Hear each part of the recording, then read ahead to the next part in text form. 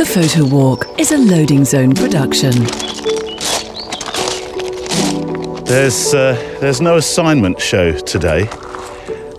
Normal service resuming on Friday with the Photowalk, and then again next Monday for the next assignment. I thought today just a few moments of reflection, it being, if you're listening to this, of course, on the Monday, the day of our Queen's funeral, Her Majesty Queen Elizabeth II. So I just thought a few moments of reflection perhaps was appropriate for the Monday edition, which has become the assignment. A few extra steps along a walk first thing in the morning with Barney, Sir Barkalot, who's had a bit of a weekend actually. He caught a squirrel. Now, the squirrel's fine, before you worry too much. The squirrel, he just sort of mouthed it, kind of looked after it. And then with a little bit of coaxing, returned said squirrel. Not once, but twice.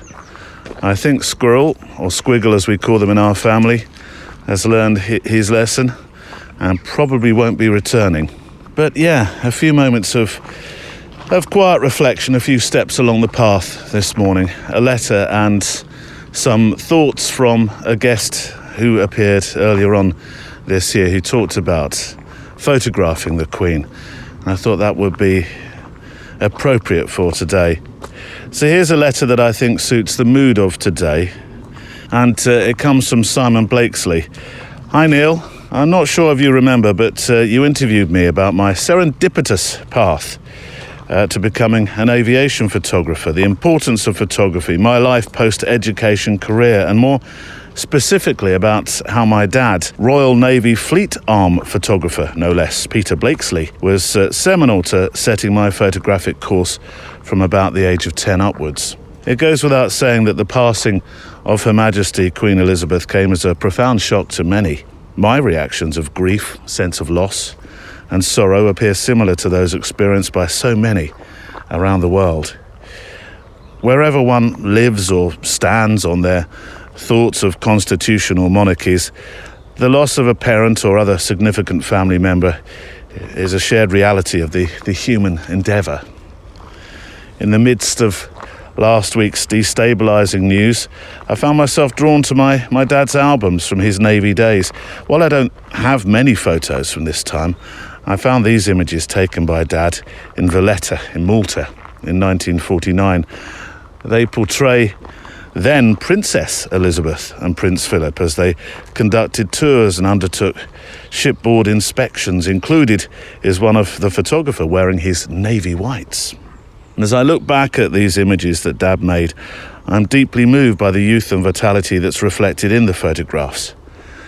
I'm further struck when I look back to Dad's photo and think of the incredible responsibility placed upon a 20-year-old charged with such a significantly visible assignment. Most likely Dad had a twins lens camera, perhaps a Rolleiflex, with a 12-frame roll of film, or a speed graphic press camera, which took only one frame at a time.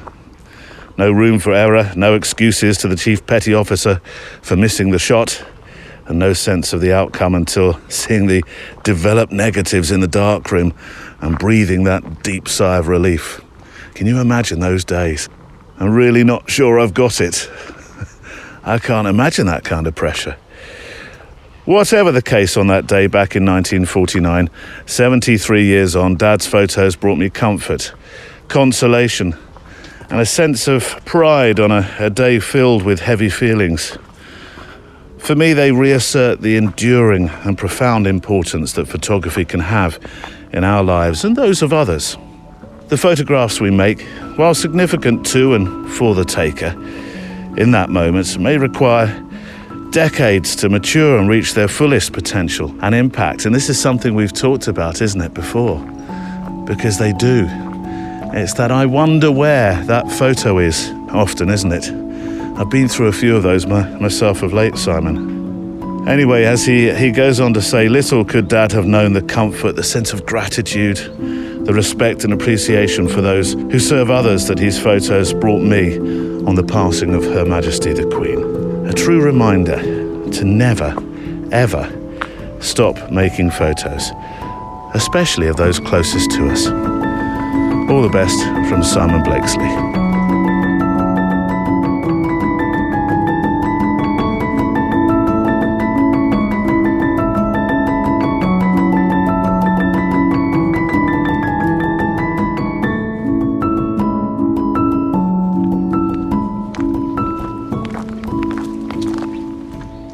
My thanks to Simon Blakesley for your letter, and I will share the pictures that Simon references on a show page today.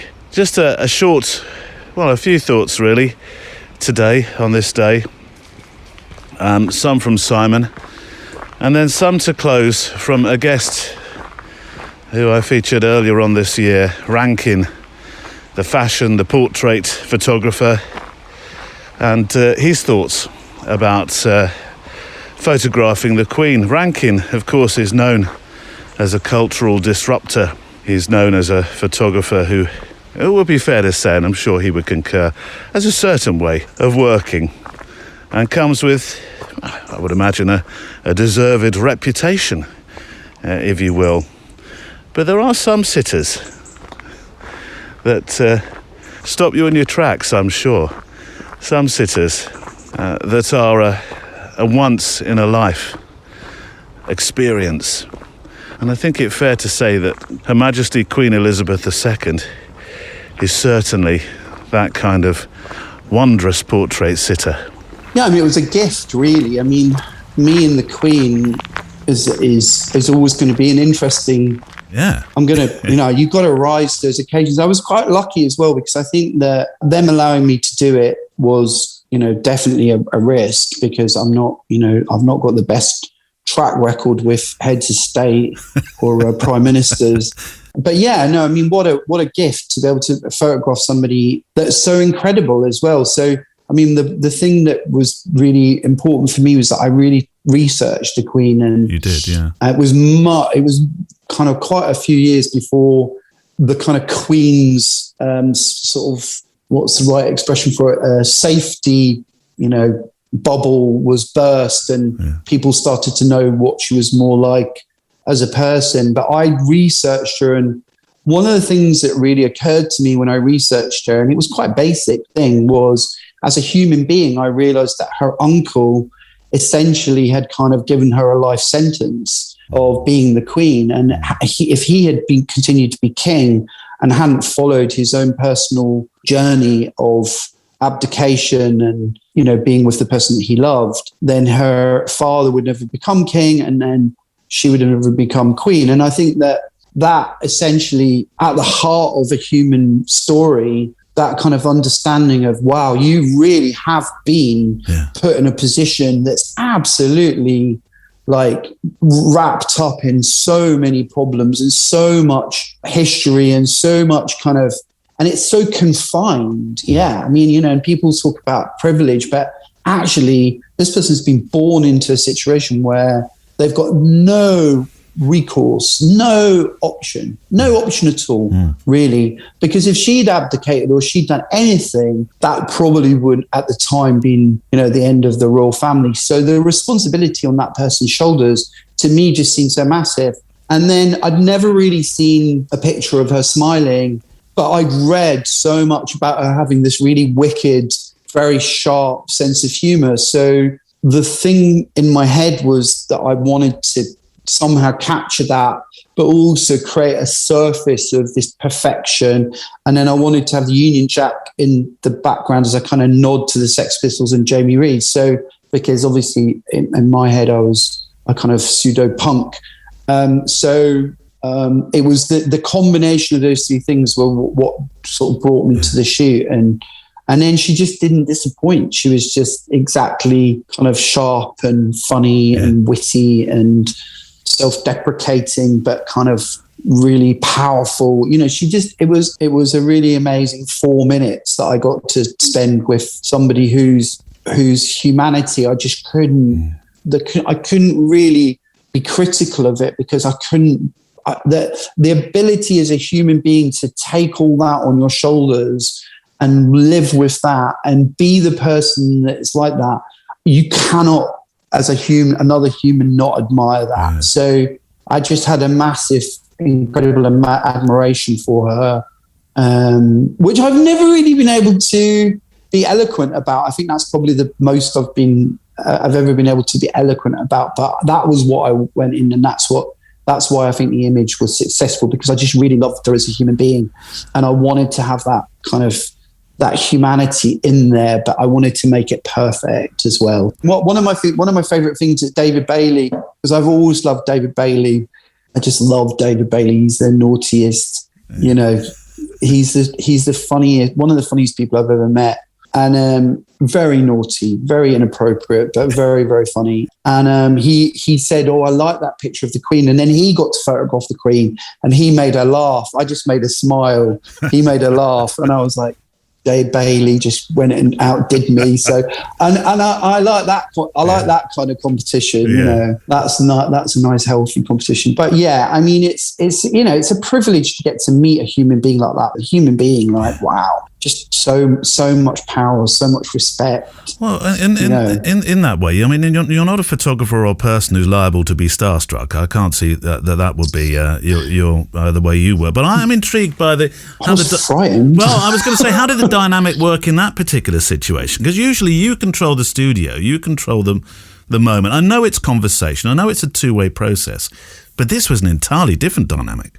Yeah, I mean, it's my whole purpose as a photographer, and I'm very different from other photographers. Yeah. And we're all different, you know. My purpose is always to try and collaborate with my sitter, and it doesn't really matter what I'm doing. It's to collaborate, and of course, I'm the captain of the ship, and I'm quite good at being able to control the situation because I'm very confident in the moment. Yeah. But I want to get the best out of them, and I want to kind of show them in their best light. And I think that with that situation, I just was very used to doing bands in hotel rooms very, very quickly. So I was really confident in being able to get a picture. But God, no, the power that person has is physical. You know, like she walked into the room and it's overwhelming. Yeah. You know, when you first meet her, for me anyway. And then, you know, I can chat. Obviously, you've been hearing me chat.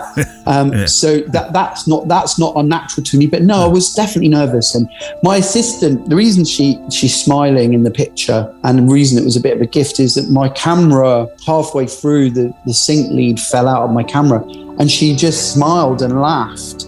And my assistant, who's a really good photographer called Matt Hollyoak now, he's really talented, and he's photographed the Queen since, much more than I have. He was shaking like that, trying to get the sync lead back in, and he couldn't get it back in. And I was like, get it in. So once I'd seen her laugh like that, it was. I just went into kind of comedy mode. Well, you went into Austin Powers mode, didn't you? I did.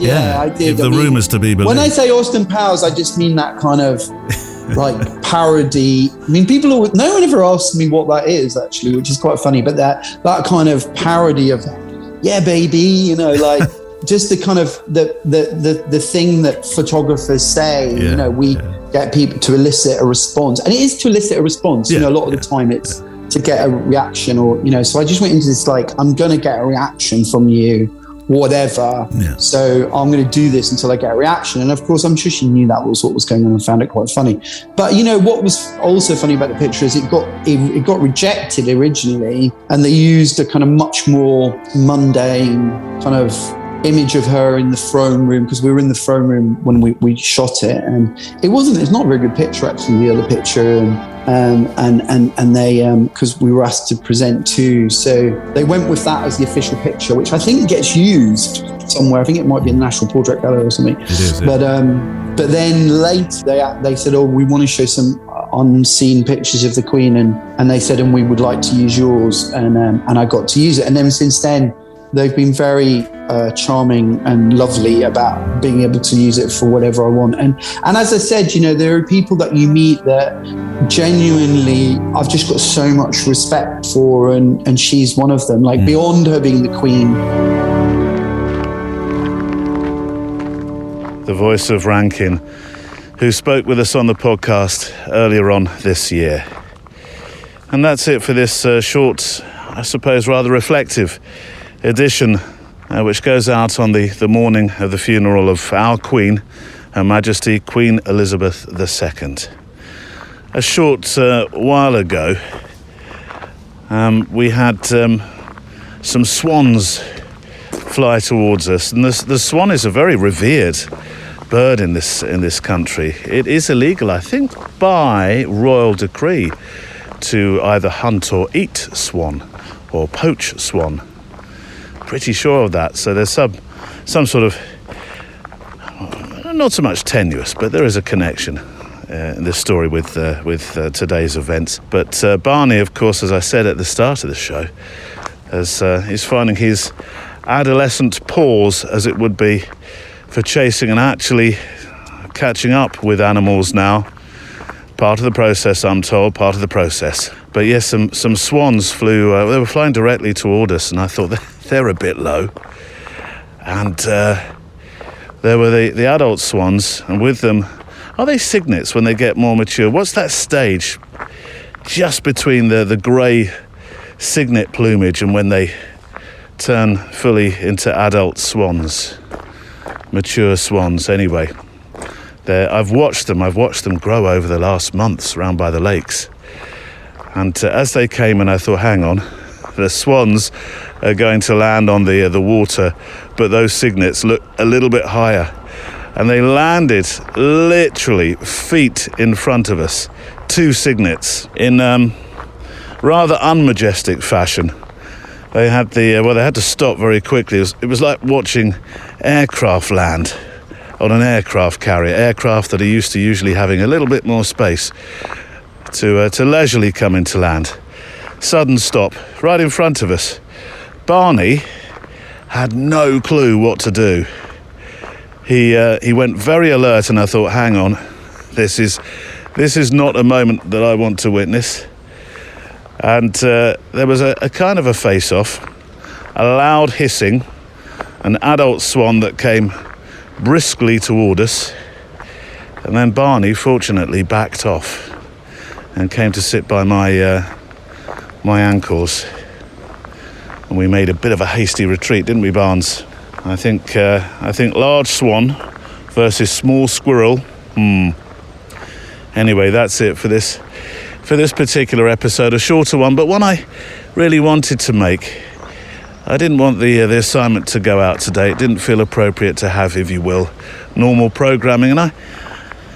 And wherever you sit, as the letter from Simon at the start of the show suggested, in terms of your feelings about monarchy, I certainly have a sense of loss over the last couple of weeks, of things, I suppose, the status quo not being the same. I've grown up knowing one queen, so it is, in a way, and I can't explain it in much the same way that some people of faith can't fully express with any cohesive sense of argument their feelings about faith, why they have faith, and what faith means to them. Maybe sometimes you don't need to explain. Maybe sometimes just having a feeling is enough. Usually we end our photo walks with a track, a song, sometimes with lyrics, usually with lyrics, something to match the mood of the walk that we've just taken and the guest that we've just heard. But today I'm not going to do that. I'm going to simply perch just a bit further along this track, a track that you've walked with me many, many times on this photo walk, making pictures together and popping them on the show page. I'm going to perch myself next to this lock that's up here. I've been through this lock in a canal boat. It's a favourite stretch of my water and our walk. And it's, oh, there's a canal boat here, Nina. Just a small green one. And I thought we might perch ourselves next to the lock and take a couple of minutes of silence, of thought, and the sounds of nature, and a moment to reflect. Here we are, Barnes. Here it is. So, lock number 89 on the Kennet and Avon Canal.